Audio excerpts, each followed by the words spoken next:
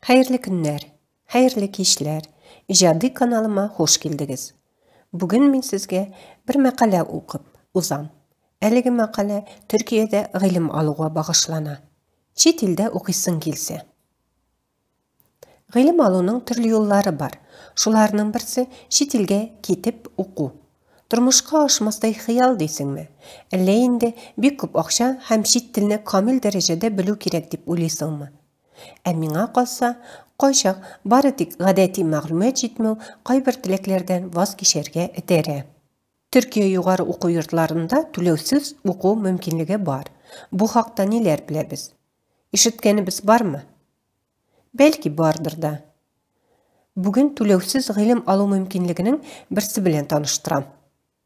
Шуннан да Төркия бурслары, ягъни Төркия стипендиялары турында чит илләр белән бик тә кызыксынып торганнар ишеткәндер.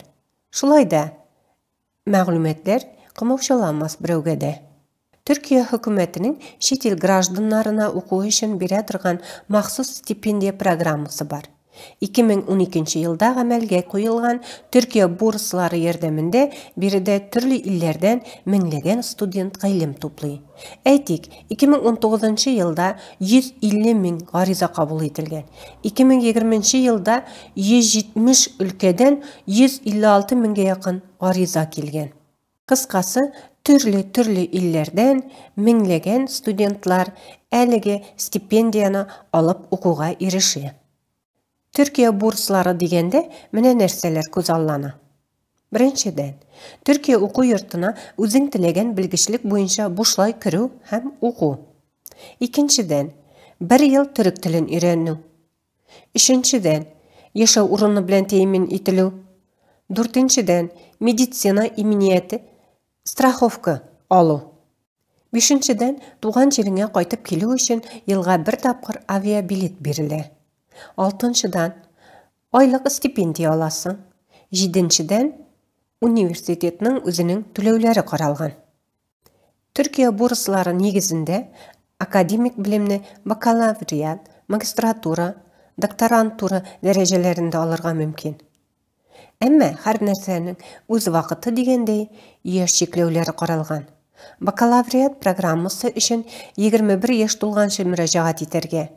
Магистратурага керер өчен 30 яшь тулганчы, докторантурага 35 яшькә кадәр гаризаларны Төркия бурслары gov.tr дип аталган сайт аша бирергә кирәк. Бу рәсми сайт инглиз һәм төрек телләрендә эшли.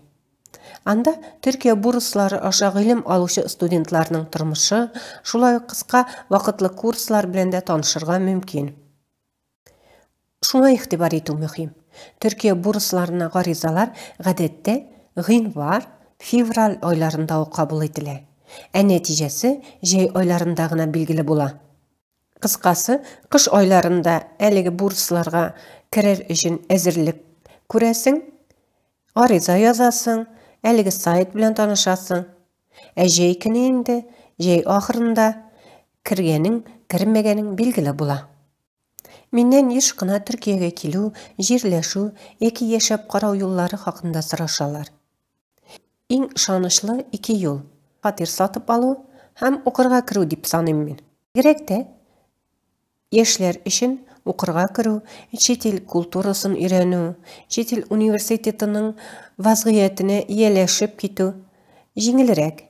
Төркия университетлары бик зур, алар үзләре бер шәһәрчек кебек. Укырга керү турында әйткәндә, иң беренче чиратта нәкъ менә шушы Төркия бурсларын күз алдында тотып әйтәм. Чөнки Татарстаннан, Башкортстаннан килгән студент яшьләренең әйбәт кенә укып йөрүләреннән, уңышларыннан хәбәрдар булып торам.